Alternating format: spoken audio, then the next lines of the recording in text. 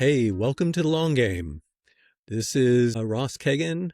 I'm Regis Professor of Precision Medicine at University of Glasgow, and we are on a mission to demystify the science that shapes our lives and to unpack how great ideas built right here in Scotland become real-world medicines, devices, and new companies at the cutting edge of life sciences. And I'm Sandy Weir, Tech Innovation Leader and Strategic Program Manager, joining today from Edinburgh. Hey, Sandy. How you doing, my friend? Ross, I'm really good. It's really good to be back together again on the podcast. I hope you Been a are minute. too. Yeah. We've both been traveling far and wide recently, and it's time to bring that new knowledge back and that new experience to the pod. Very quickly, where have you been? I know we'll hear a little bit about it later. Well, I guess June was busy, so I was in Minneapolis, and then I was very nicely on vacation in Hong Kong, and then I was in my brother-in-law's 60th in London just the weekend. That's awesome. What about yourself? Tell us where you've been. Let's see. Well, Kobe, New York, I think I talked about recently. And then I think the next one, I'm losing track, a little bit of traveling here and there, but the main one was 10 days in Nigeria. My wife and I taught at a workshop there, and it's actually a center that we've been working with and supporting over the last decade. It's to train young Nigerian scientists in the way of the fly. It's really amazing. I always come back from there both excited and inspired. It's its own podcast, but yeah, that's where we were. It's an interesting country. Yeah, I've been following your posts on this, and it's just incredible what you're doing there. And I hope you agree with me. Travel definitely broadens the mind, and something we can bring back to share on the podcast. Yeah, absolutely, of course. Well, Sandy, on the long game, we explore the collision of cells, code, and capital in the Scottish life sciences sector. So today, we're putting on a magnifying glass directly on the capital part of that equation. We're going to demystify the financial framework that every single bio-entrepreneur has to navigate if they want to get their science out of the lab and into a patient. And this is something we have been asked a lot about.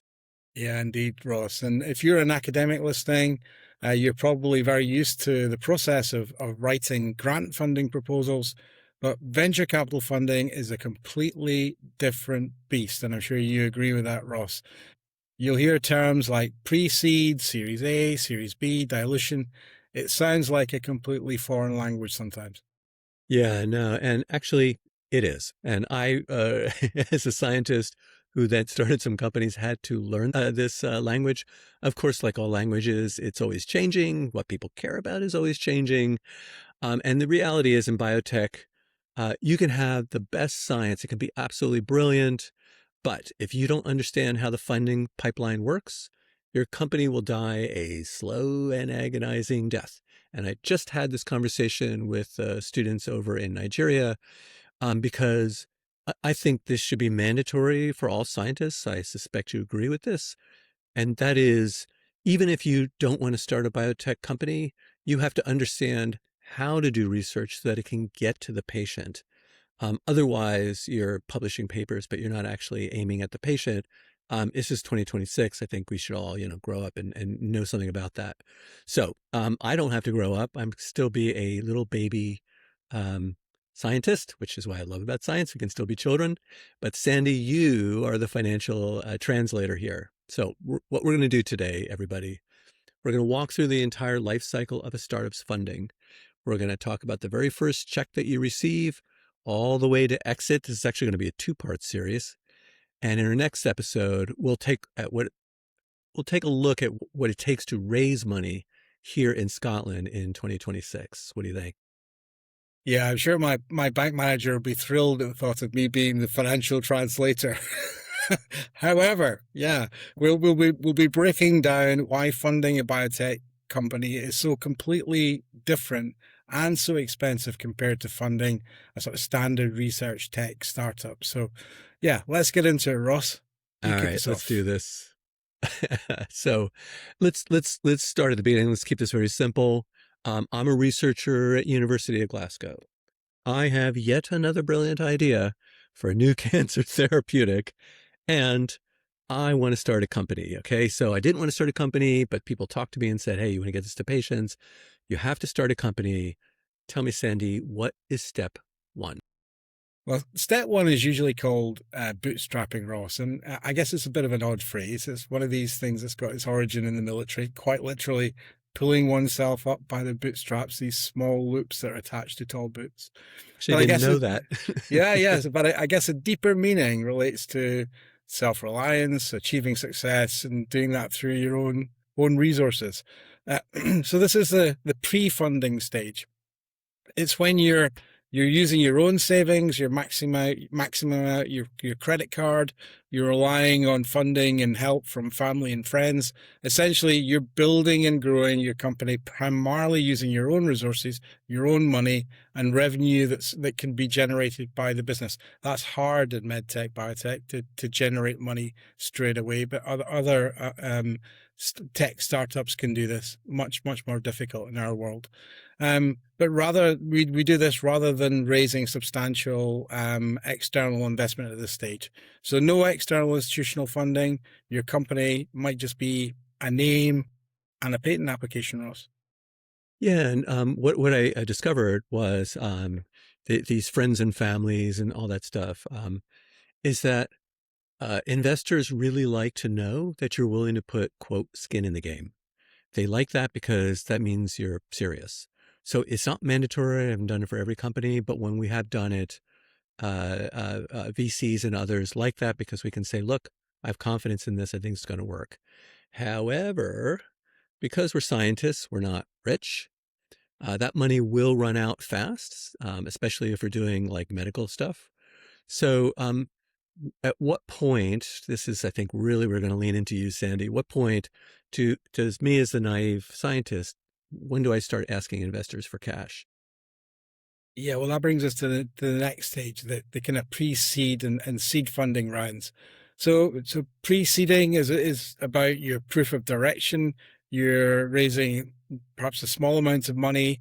Often that's through angel investors to validate your idea, maybe plan what your minimal viable product will be, your MVP.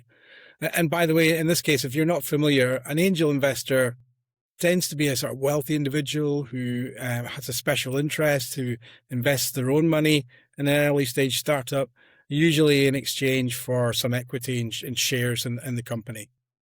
Angels often invest before venture capital firms are willing to do so. They're willing to take a bit more risk, and they'll provide things like business advice and mentoring. They'll have a really extensive contacts book, so they'll be able to introduce you to other people. They'll help you with things like introducing you to perhaps new staff or help with recruitment, finding customers, maybe even some support when you go into that later stage fundraising. So, for example, an angel in the UK might invest up to £100,000 for maybe like a 10% ownership in a startup. So can I ask, so not ask, in the angels, the Mm. lore I know of is that you have to be very careful about what angel you pick. That just sometimes we're desperate and we're like, I'll take any money that shows up here. But what do you have to look for in an angel, I guess is my question. Yeah. I mean, yeah, that's a really good point. You're really looking for someone that you can work with. So trust is an important thing. Is this someone that's been introduced from your own contact group? Someone that knows that this individual has been able to help someone else in similar position in the past? What are their motives? Are they trying to take too much equity out of the business? I think if an angel can come to you with a strong recommendation from someone else in your group that has experience before, I think that's usually a really good sign, Ross. But absolutely, you're right. You need to be cautious at this stage. Yeah, my understanding is exactly as you say, experience is important because some angels think that this is the same as investing in like software and that they're going to get a return in 4 months. And I think they have to have enough experience. Yes, exactly. So experience of biotech, medtech, understanding what that cycle looks like. Yeah, taking a long game view, Ross, perhaps. Well, hopefully they're listening to our podcast. Exactly. Yeah, exactly. Right. So I guess that's the pre-seed. So we start thinking about what the seed round looks like, and I guess this term literally comes from agriculture. This time, you're planting a seed capital, and you're hoping that that's going to grow so it can generate more cash. In a normal tech company, a seed round is about proving market demand. In the UK, a typical seed investment ranges from around 100K to £2 million. So really, it's leading that next round of funding that's going to allow you to grow and expand and as I say, be able to prove the market demand. Yeah, and so this is where biotech really diverges from standard software. We're going to Yeah, dig into this a little bit. If you're building like I don't know, a food delivery app, $2 million is a lot of money to build the app, get thousands of users, all that stuff. That can go a long way, especially if you're doing it all by yourself. But if I'm building a therapeutic drug, $2 million barely gets me out of the starting blocks. Yeah.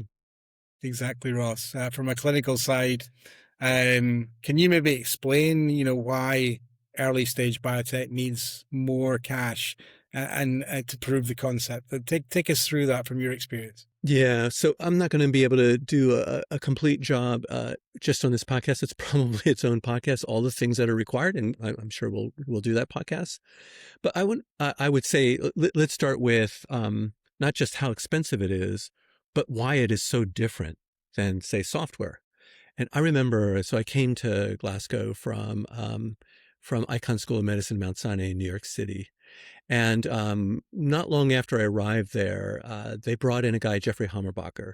He's famous as the so-called data god of Facebook. He's one of the early employees at Facebook. I think Jeffrey did pretty well for himself there, so he didn't really need money. In his late 20s, he came to Sinai. Um, and the idea was he was going to bring his computer chops to medicine, which was pretty cool. I think it was really insightful of Sinai to do that. And anyway, the reason I'm bringing this up is, so he was the perfect person to ask the question, what's the difference between, say, Silicon Valley and medical research? And I remember his answer, which was, in Silicon Valley, you would make some software, some cool software. You would toss it out there and call it a beta, and people would try it out. You even have some beta triers, right? You could sign up for, and they would try stuff out, and then they would send it back and say, "Man, it's kind of glitchy. You got to change this, that sort of thing." And you would do some back and forth, and then you would finally wrap up the final product and ship it out. In medicine, you can't do that. There's no, as Jeffrey put it, there's no beta testing. You don't send it out there, try it out on a patient, and it's glitchy, so you lost the patient, but we'll send it back and play around with some more. It's not how it goes. You get one shot at a clinical trial. So there is an enormous wall of stuff that leads up to that clinical trial, and that wall is expensive. So in other words, regulatory safety, things like that, that costs quite a bit of work. It's what we call in the business an IND enabling studies, investigational new device or drug enabling study. So before you're ever allowed to test a new drug on a human being, you have to submit an IND application to the regulators. To get that approval, you have to run a battery. And you know this very well, Sandy, so I'm saying this to the audience. You have to run a really exhaustive preclinical safety data. You have tox assessments, metabolic stability tests. There is quite a long list, often called the ADME or ADMET set of tests. And what they all come down to is you have to put a lot of money in, usually to an independent company eventually, that will test everything and make sure that it's not likely to stop the heart. It's not likely to just bind up your plasma and go away, all these sorts of things. So there's a lot of things you have to think about. So if I'm developing a small molecule, and this is why it's hard to go start a company and go all the way into trials by yourself, these IND enabling studies just themselves, after you've done all of the science and you have your lead and all that stuff, that can easily take 12, 18 months or more. That can cost 1.5 to over $3 million easily. I would say easily. If it's a complex biologic, if it's an antibody drug conjugate, that cost will double or triple. And that's just to get up to the starting line of the phase 1. You haven't even recruited a patient yet. Forget the costs of all the clinical coordinators and all that, just to get to that point. is going to cost you many millions. And this is why you have to think about funding. Yeah. Yeah. Hopefully, any of those angel investors that are listening haven't turned off at this point, and they Yeah. understand that the potential benefits, and you get this right, really outweigh the opportunity in this case is really enormous. So that's why we do it. That's the cherry on the cake. No, of But course. yeah, Yeah. exactly. So I was just going to say, I just wanted to jump in because now I really do want to hand this back to you, which is, hey, where is Scottish founder actually going to find this kind of early stage money? Yeah, it's a very, very good question. And I guess one of the advantages that we have in the UK are some of the state funding bodies that can provide some bridging around that funding. So, I mean, typically, I think in the UK, angel investors, and then even when we go to the seed rounds, we're starting to generate potential investments, which are a lot less than we would expect in the US, for example. And we really expect our state funding to be able to kind of bridge some of that gap and create a more level playing field and do that strategically so that they're investing in technology, which we think is going to be significant economic opportunity for the UK and of significant benefit to patients as well. So I guess that's where I see the bridge. It's not a very satisfactory answer, Ross, because of course there's a lot of pressure on government spending, and Yeah. these are difficult times that we're in at the moment. But of course the alternative is you take your idea to another geography that does have the investment and the capital to be able to make your idea work. Yeah. So I think what you're describing is entering that valley of death that everybody hears about.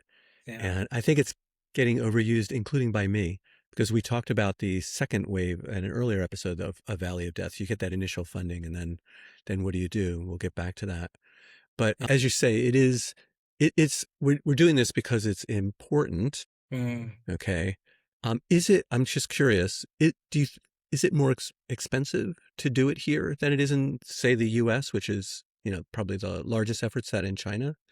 And are there differences before we get into more of the details? I just want to get a little more experience from you on exactly comparing the two, because you do have insights in that. Yeah. yeah, no, it's fascinating, isn't it, to look at and compare the differences, Ross? Um, I guess my view is that there are benefits and disadvantages in the UK and similarly in the US.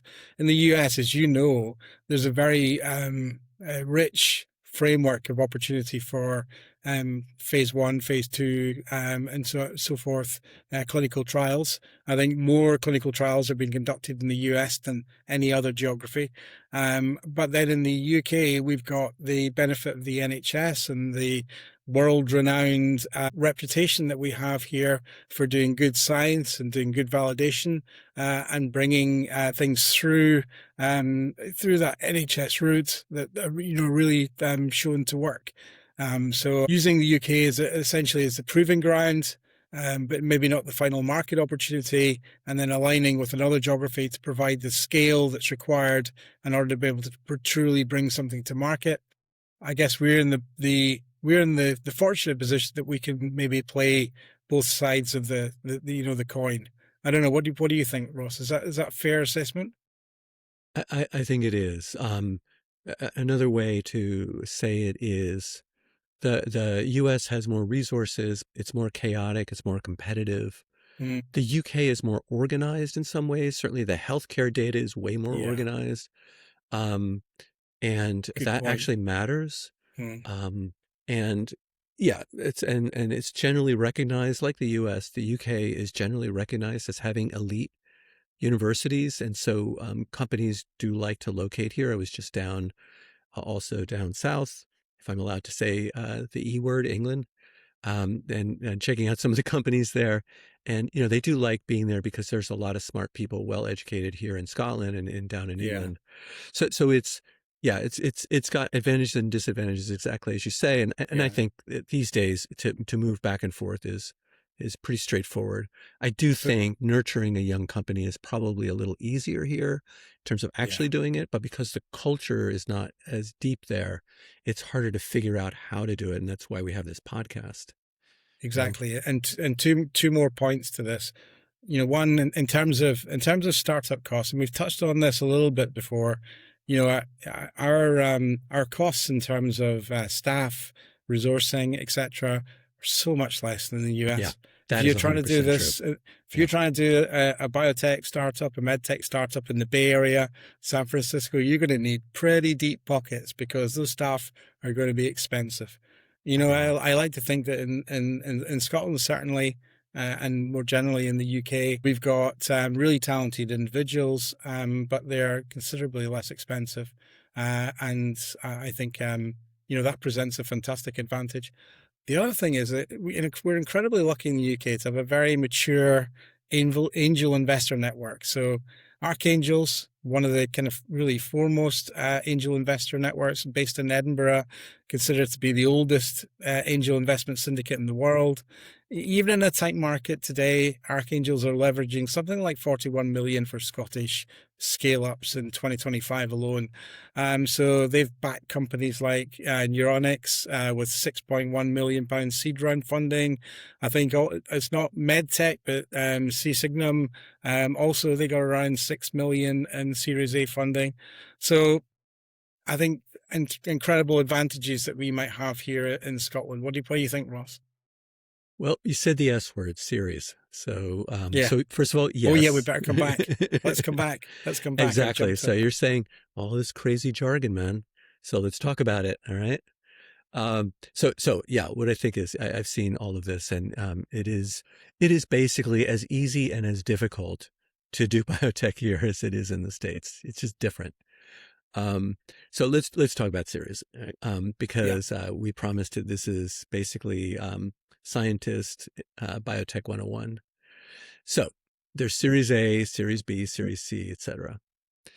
In the venture capital world, Series A is all about proof of scalability. So you're not doing experimentation anymore. So once you've entered the series round, so you'll hear pre-seed rounds as you talked about, and that is getting money. I'm still trying to get my compound to look good. I'm trying to get through IND, that sort of thing. When you're ready to actually move forward, either towards clinics or hopefully soon into clinics, you hit the series. Series A is usually what funds your phase 1 trial, sometimes phase 2A. And a lot of times, pharma, if they're going to buy you, they're going to grab you after phase 2A. That's sort of the lore, is that they wait to phase 2A, then they have a real sense of whether this is going to work or not. Um, so what we're talking about is you're raising somewhere in the range of, say, 2 to something like 10 million pounds. I was going to say dollars, pounds. Um, of course, this can be much higher if you're doing antibodies, and so on. It can be lower if you're doing devices, but you're basically in that several million pound range. So you're no longer dealing with angel investors. They've gotten their cut. What you're doing is you're bringing in institutional venture capital, or VCs, venture capital firms. And I should also add to that, that you should know that if you are part of a university, which I am, not only do your angel investors have part of your company, your institution has part of your company.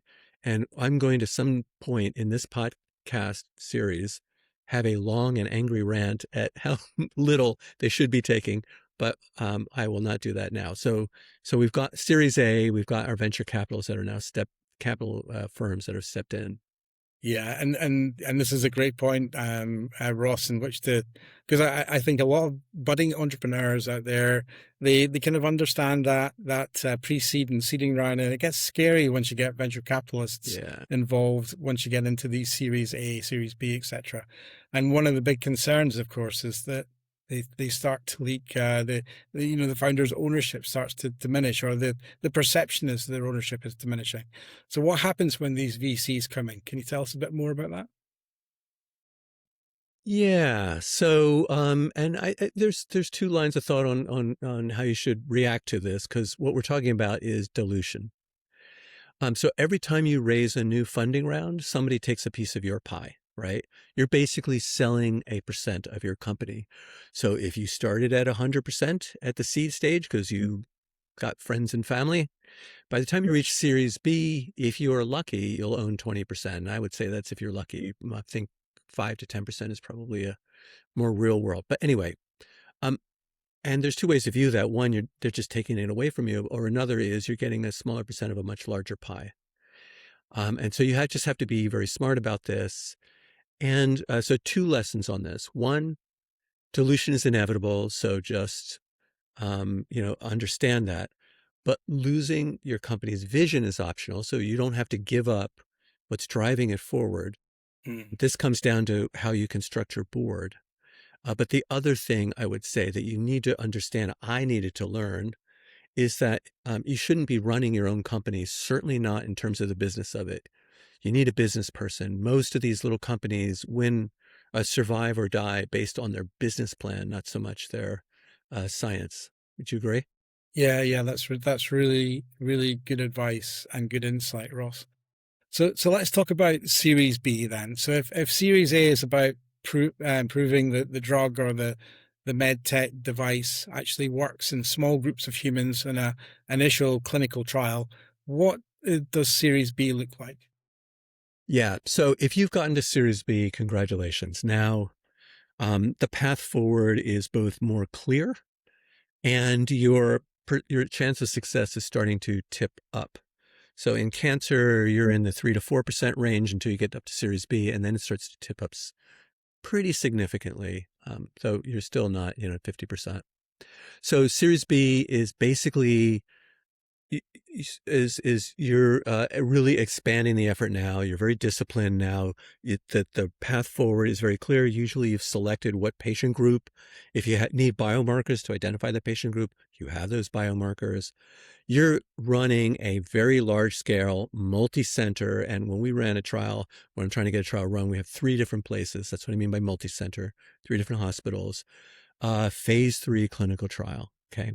So you have to build manufacturing infrastructure. Who's making Yeah, that compound, right? And just to remind everybody, it's not a drug until it's FDA approved. It's actually a compound. yeah, Who is making that compound? It can't be in your lab. Okay. So that is its own world that we'll talk about. And typical investments here, now we're in the 10, 20, 50 million pound range. Just to give an example, here in Scotland, a later stage funding, it's actually a number of examples we've already talked about. One is Biotech. It's a clinical stage microbiome company. Actually, what they do is pretty interesting. But to my point, they recently just completed a 27 million pound funding round, supported by new and existing investors. So that usually no one person will give you those 27 million. It's usually a basket of investors. There's a so-called lead investor and then others that support that investor. And this then allows Biotech to scale up. Yeah. yeah. I got it, Ross. And I mean, I've always thought about it as, the transition to Series B is taking it out of the lab and really looking at those manufacturing processes that allow you to scale the development of that compound, as you say. It's not FDA approved. It's not a drug yet. It's not FDA approved. It's not a device you can take to market yet. But you're now having to demonstrate the sort of manufacturing route. And if you keep growing, if you're if you're incredibly successful, you've got to the beyond the dizzy heights and beyond Series B, and you start hitting Series C and beyond. Yeah, not only are you someone that we definitely want you to come on to our podcast and tell us all about that success and how you've done that. Yeah. Really, this is you're looking at this is a relatively mature company now, and you're looking for your place in a global market and how you might be able to dominate in that global market. And you're really kind of preparing your balance sheet to either be acquired by one of the big fish or perhaps to go public in on your own. And I guess that's what Series C funding is all about. It's how you take that transition and take that step to that later stage investment for scaling the substantial technical, clinical, and commercial progress that can make that happen. What do you think, Yeah. Ross? Well, you danced around the E word, which everybody wants to talk about all the way back in Angel, which is the exit, Yeah. right? So everybody will ask you from day one, hey, what's your exit? It's interesting that in the States, they tend to like to exit later than they do in the UK, which some investors, like one or the other, because venture capitalists, VCs, surprisingly, Sandy, they're not charities. They actually want to get paid. They generally want to get their money back once you've got to the VC in that sort of 5-10 year window. Um, and so now I'm going to turn this around. All right, let's put the science guy to bed. Sandy, how exactly does a biotech company actually deliver return to these investors? Yeah, so I guess there's two main exits, and an IPO, an initial public offering, or an M&A, merger and acquisition. I've been lucky in my experience. I've gone through that IPO Is that process. right? Yeah, yeah, it's been really When are we going interesting. to do an IPO for this podcast? Well, exactly. So an IPO is when the company lists on the stock market. And, prior to that listing, let me tell you, there's a lot of interest in what that initial market price is going to be. And everybody's looking at their share offer and thinking, am I going to be rich? Am I going to be, Yeah. where am I going to come out of all of this? But allowing the public to invest and the early investors to sell their shares, it's all about that process. But the landscape has been incredibly tough in this area lately. According to the Bioindustry Association, that's the BIA, and a 2025 report, no UK biotech companies have completed an IPO Wow. in 2025. That's really bad, isn't it? And so That's that's apparently the third successive year without a new public listing that's crazy. So basically that's saying, at least for the moment, IPOs are kind of dead here. So, but I in mean, the UK. hopefully investors have found ways to cash out. So how's that going to work? So mergers and acquisitions are the other sort of like strategic approach, and I guess being attractive to global medtech, biotech, pharmaceutical companies, having them come knock on the door. Actually, in that mix, acquisitions by global pharmaceutical companies are really the more dominant exit route right now. So they tend to have a lot of money to invest, and big biopharma companies have often had a kind of shrinking drug pipelines, so the new innovations maybe not necessarily there. So looking to scoop up those innovations from what's available on the market. So instead of inventing everything in house, they simply come along and buy a company that's exiting around Series B, Series C,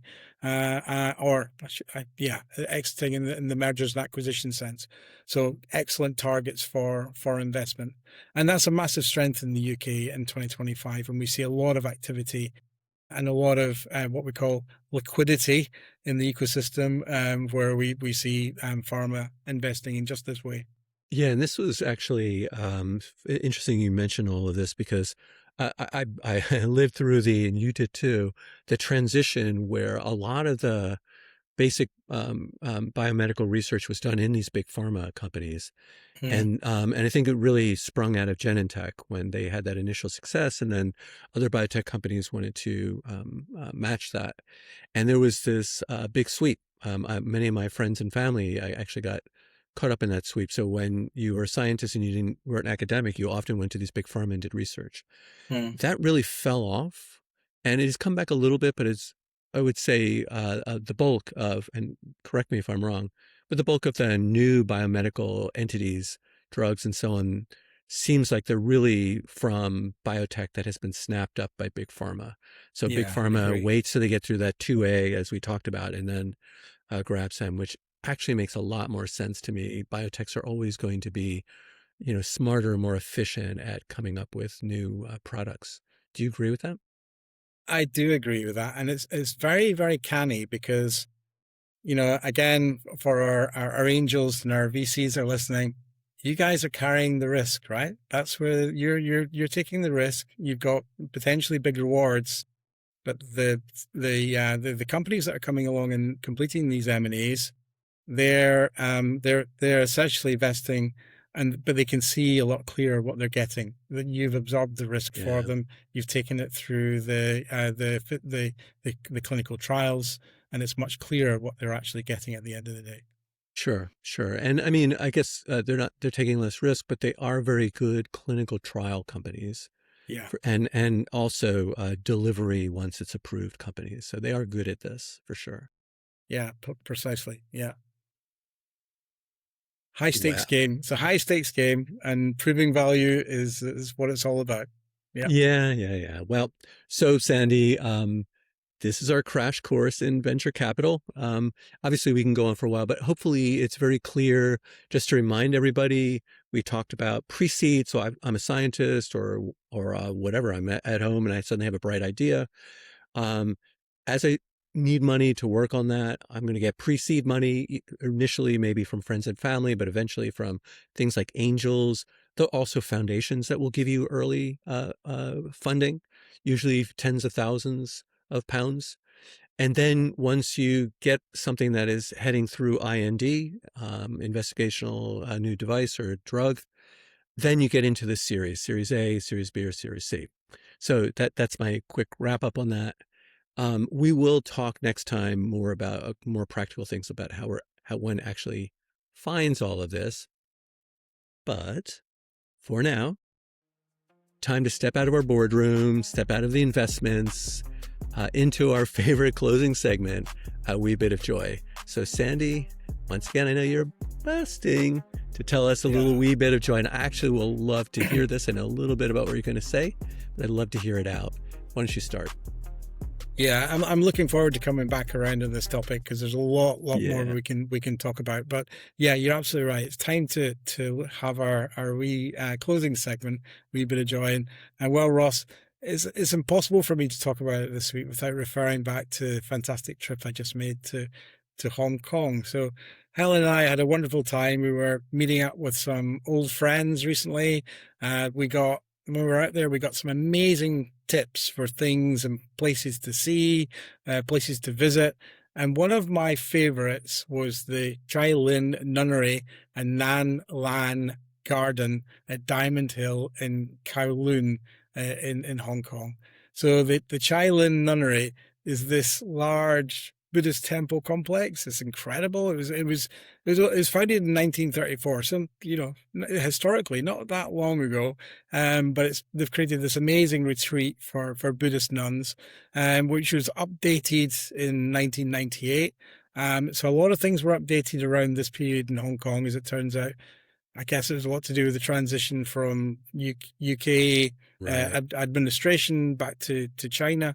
But it's all been updated or sympathetically updated in line with the traditions of the Tang dynasty architecture. So that means there's this incredibly beautiful artwork, really inspiring garden. So I'll stick up some visuals so Yeah, you can totally. see what I'm talking about. But you will immediately see and recognize those amazing kind of Chinese and Japanese influenced gardens. All the kind of Zen influence, the rakes, the gravel, the heavily pruned conifer trees. Absolutely beautiful. And there's so many amazing vistas as you stroll around this complex. You see the traditional architecture and the traditional gardens framed by these huge sky rises all around you, and then mountains in the distance. It's like it's a complete mind That melt. sounds wild. Yeah, it really was, and there are so many things to really admire in terms of the artistry that we find there. However, there was one thing that I found that I think you'll be really interested in too, Ross. Have you ever heard of Intrigued. Chinese scholars' rocks? No. Tell No, me. okay. So, I am intrigued. yeah. So these are known as gongxi, I believe, and they're these unusually shaped natural stones which are collected and then contemplated by Chinese scholars. So, incredible sort of patterns in the rocks and things. And I think they found these things very, very interesting. I guess it's important to say that scholars' rocks, they're not exclusively or even primarily kind of Buddhist relics or Buddhist objects. They're very much in the tradition of the Chinese literary culture, and also particularly influenced by things like Taoist ideas about nature and absorbing elements of Buddhism and Confucianism. So yeah, you can tell I'm kind of brimming with all this stuff now that I've come back. Buddy, I got to ask the obvious. Okay, so I'm channeling Yeah, the audience here. Yeah, yeah. We're talking about rocks, right? Obviously, it's a it's a rock. So, all right, tell me what is magical about these rocks? Yeah, again, I'm going to have to make this visual so people can appreciate this because it does sound a bit odd, right? But these are like really weathered pieces of Hey, stone. man, all rocks are weathered. Yeah, but Go for it. they're collected because they're just so interesting. So the shapes that resemble like mountain peaks and cliffs, and you see the world in miniature in these things. So representing like caves and valleys, clouds, and maybe human or animal form, or they just have I guess they represent imaginary landscapes. So you Mhm. can surely that helps you to kind of place the imagery. You get large rocks that are in gardens with the gravel all intricately arranged around the rock, or you get smaller rocks, and these are the ones I really loved. These are carved and they're put on wooden bases, and you can have them in your study, Ross. So I mean, Mm. how inspiring is that? You're working all day and you're looking for inspiration. You glance around your room, and of course you recognize inspiration from the rock that's sitting in the corner of your study. Yeah. So I Yeah. just assume this, I could be Yeah. wrong, that you brought me back one because of course, I want one. Yeah. Yeah. Well, we'll have to wait and see. We'll have to wait and see when we meet up. You'll All have right. to, you're going to have to wait that one out. I But think we yeah, have a I mean, golf date coming up, right? yeah, exactly. Right. So next time we're on a golf date, you'll You're just find going to out grab a rock, what aren't I, you? And you're going to hand it to me. Hey, this looks like a beagle. yeah, yeah. No, no, don't thank me. Don't thank me, Ross. Wow, my own beagle rock. Oh Thanks, man. dear. Yeah. Anyway, It sounds amazing. I could go into this a ton, but I'm gonna wrap it up there because I don't think I can keep the room for this long. But just I guess one thing I'll leave you with is that one of the things I've learned is that that part of the world is deeply interconnected in the same way as we see in North America and Europe, etc. But influences from China, from Japan, from Korea, from Taiwan, they all kind of merge. And I think Hong Kong is one of those areas of fusion, right? And they've been really adept at taking multiple ideas and bringing them together. And I have just realized that these Zen influenced gardens, wow, I'm really into that, and I'm really into the whole philosophy around Buddhism as a result. So I've been really inspired. So that's my gift to the pod this week, is that I'm passing that inspiration back into the pod and into our audience, and you can I check it love out on it. the images. Yeah, I love it. Yeah, no, Zen Buddhism, absolutely. I'm all there. Um, Maybe some point we'll have a podcast on talking about the intersections. yeah, And as we were talking about this, and you were reminding me that Zen Buddhism is not really religion in the way that we think about in the West. It's as much a philosophy as anything, and it's a really interesting one, and it has aged very well, actually. So yeah, totally agree. yeah. Totally agree. So Ross, your turn. What's been your wee bit of joy this week? I don't know if I can beat rocks, so let me see what I can do. I'm sure you Um, can. I don't know why I'm giving you a hard time. I actually think it's amazing.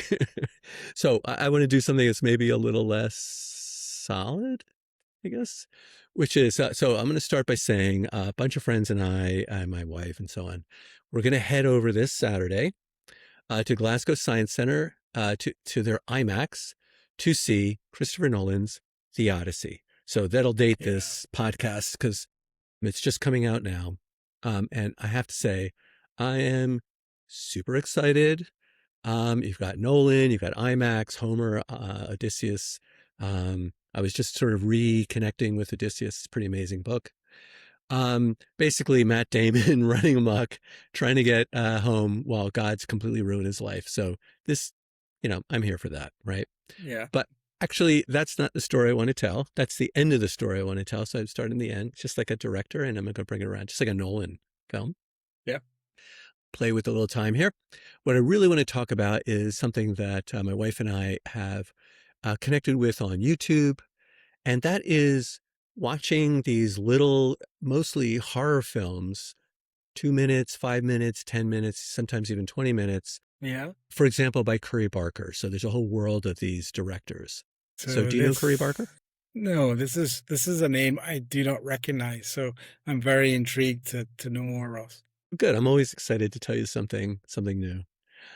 Because originally I didn't know Curry until fairly recently. But he has this YouTube channel which is called That's a Bad Idea, which is I think one of the best names for a channel I've ever heard. And he makes some comedy things, but even his so-called comedy shorts, Yeah. they have like a little weird edge to them. And so I can see where he then drifted really into little horror films. And Okay. so these are not big jump scares, nothing like that. They're more psychological thrillers. So it's one of those things. So nobody's running around with an axe. Okay. Um, it's just that somebody's like somebody's sitting in a living room, and then you realize that the living room, there's something weird about it. It's not really safe anymore. Yeah. So, for example, one example, probably one of his most famous ones, is called The Chair. Wow. And a man brings home an antique chair that he finds on the side of the street, and then everything around him starts to go bad. Okay, so is the chair haunted, or is he losing his mind? And I won't, of course, give it away, and a it doesn't give a clean punchline to it. You have to sort of deconstruct what you think is going on, but I think lots of clues are there. But it's a small film, it's cheap, and honestly, it's pretty creepy. There's Enigma, which is more of a I'm all alone and the world is about to end. So they've got like 6 days, 5 days, 4 days before the world ends. And it's a psychological piece. Some guy is facing the end of everything, but he's a human being. He's trying to figure out, he's not going to do anything dramatic because he's just a guy. So it's really kind of interesting, but there's also a dread about it. There's another Mm. one, warning. Someone go through all of it, but the guy just finds a note in his car. That's it. It's got a little warning in the note, and then things just kind of get weird from there. Like, what's the note? Who's putting the notes in there? That sort of thing. Yeah. So anyway, Sounds intriguing, Ross. Sounds really, yeah, really intriguing, and I definitely want to watch these and find out more. So yeah, amazing yeah. tip. Yeah. Yeah, so I heavily recommend it. There's a world of these, and it's not just Curry Barker. The reason I mention him is, of course, these little YouTube films are not trying to compete with Hollywood on scale. That Yeah. the limitations are actually part of the art. A Mm. chair. Now let's build a little thing around a note, a room, this kind of thing. Barker made a full length film called Milk and Cereal. Okay. Um, it's one of these what's called found footage horror film where somebody happened to be filming and then bad things were happening. So you're just happening to look at somebody who happened to be filming things. He spent about $800 on it. And of course, it has many, many, many millions of views. Yeah. Um, and it's, about YouTube pranksters and way a joke can really go bad and go dark. He Yeah. actually tried to get distribution for it. Nobody picked it up. And he said, all right, screw it. I'll just put it on YouTube. And it went viral. And importantly, millions of views. People started to tell other people, like I'm telling you now. Yeah. And critics started to notice it.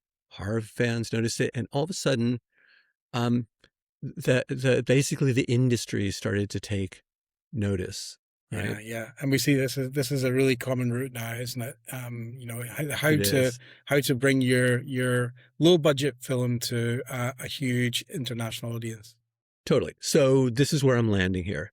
So the old route was you get permission from a studio, you find a studio, you have an idea, you find the money, often 50, 100, more, 150 million. You get a studio, they choose you.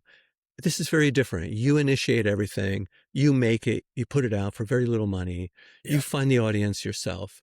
And basically, the audience decides who are the good ones at this, right? They're the yeah, gatekeepers.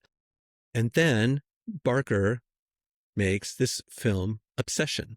He made it for about 750,000, which for him was a lot of money. And it gets picked up and has now made over $400 million worldwide. I haven't seen it yet. I am busting to see it. I hear it's really great. And apparently it's absurd, but in the best of all possible ways. And you have to know that studio executives are sitting there thinking, I'm sorry, why did I just pay $200 million to make the Odyssey when I could, make for less than $1 million, I could get something that's probably going to make a good chunk of that money as well. So I can see what's lighting you up here, Ross. It's Yeah, the disruption. But before I let you come back on that, if those investors that are listening, yeah, you're not going to get fulfillment by investing in making this much money. You're going to get investment. You're going to get fulfillment by investing in medtech and biotech. So yeah, but please, totally, totally, please tell 100%. us There's no money more. in filmmaking, Yeah, 100%. So where I'm now going to land, what I'm going to finish here is, I feel like right now, like this month, is the passing of the torch, a new generation of filmmakers. So you have Curry Barker. yeah, Kane Parsons is another one of these YouTubers who made a film, Backrooms, you may have seen. It's an A24. Now it's an A24 film, was picked up. Also a horror film, also done on a tiny budget, and has made a wild amount of money. I hear it's amazing. It's also on our list. Um, so these filmmakers, they understand pacing, they understand dread, comedy, all that stuff, how to hold the audience attention. So they are professional filmmakers, and they know how to make films for tiny amounts of money. So this yeah. Saturday, we're going to go see The Odyssey. It'll be great. It'll be big cinema. I guess my question then is this one of the last great examples of the old model? Big director, big budget, big screen, whereas somebody like Curry Barker, give me a chair, okay, and a camera and $800, and I will make you a horror film that can make hundreds of millions of dollars. So just thinking about that, changing the guards, we can have guys on the big screen, but still somehow we can be terrified and entertained by a chair sitting in the middle of a room. What do you think? I guess I kind of want both. I guess I'm greedy. I saw Formula One. Did you see Formula I One? did. I did. It was And that good. was IMAX as well. That was Yeah, all shot in 70 millimeter. That was absolutely awesome. And I'm super I excited agree. about the Odyssey as well. I think the Odyssey is going to be a spectacular movie. 100%. But yeah, I think I want to kind of feast on all of these things. Well, where I Yeah, think I'm going to land on that, I just had this conversation with somebody this morning. Where I think I'm going to land on this is, oh, it was my daughter.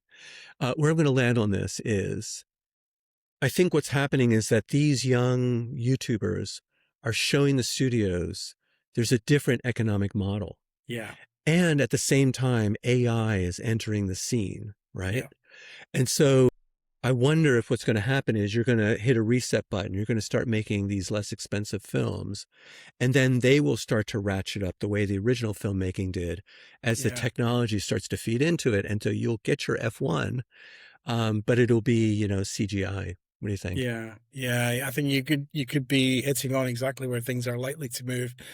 I mean, I hope that doesn't happen in the sense that I still really appreciate all of the skill and artistry in the kind of in the raw form. The giving the filmmaker the opportunity rather than doing and adding the interesting stuff post processing using AI. I'd still like to see live action. I'd still like to see the live shot. Uh-huh. And I don't know. I'm probably a sucker for that, but maybe that's on its way out, Ross. I don't know. Ah, what I like about it, I understand, I 100% understand what you're saying, but what I do like Yeah, about this is this will open up filmmaking to people that are not associated with studios. yeah, And I wonder if that's going to like break open, in China. And then I promise I will stop this whole thing. In China, there's a whole bunch of these um, little almost like TV like dramas that are being posted now, and they're mm, completely AI developed and driven, yeah, and it's a whole world of that. And so I just think the what you lose in that sort of human, ensemble and all yeah, those interactions, you gain by bringing out these new minds that can put things up and say, "Hey, look at this." yeah, yeah. I think You're one not of the other buying it. things. Yeah, no, I am buying it. I totally am, and I guess one of the things that I was also inspired with Hong Kong, and I'll kind of wrap up my point here as well. We stumbled upon the statue of Bruce Lee, and it Mm, immediately brought me back to all of those incredible movies that emanated from Hong Kong at that time. and also the inspiration. I think the genuine inspiration for Blade Runner was the kind of, the dark and rainy atmosphere and high rise Sure. downtown Hong Kong. God, I love Blade I Runner. don't think it was Tokyo. I think it was Hong Kong that was really the true inspiration. And Probably, yeah. yeah, and certainly that's what I was talking to one of our friends there about that just when we were out there. But yeah, I mean, I think I find all of these different art forms inspirational. I don't really want to be without one or the other. I think just add more. I guess I'm greedy that way, Ross. All right, my friend. But I love the Um, disruption. I love the fact you brought the disruption to the piece. Yeah. yeah. So, well, this brings us to the end. What do you think, Sandy? Yeah, let's wrap up here for today. But we're going to continue this discussion around funding and hopefully impart more background and some additional insight into how you get your startup off the ground and how you navigate this funding landscape and take your research forward. And we'll do that in the next pod, Ross. Yeah, so we'll get more of your wisdom. Thank you. So And yours. sharpen up. Yeah. Definitely looking forward to it. So until next time, everybody, please keep the heed and best of luck playing the long game.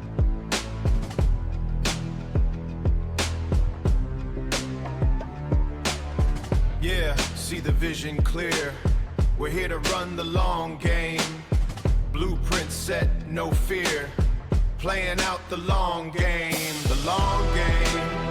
Hey, the long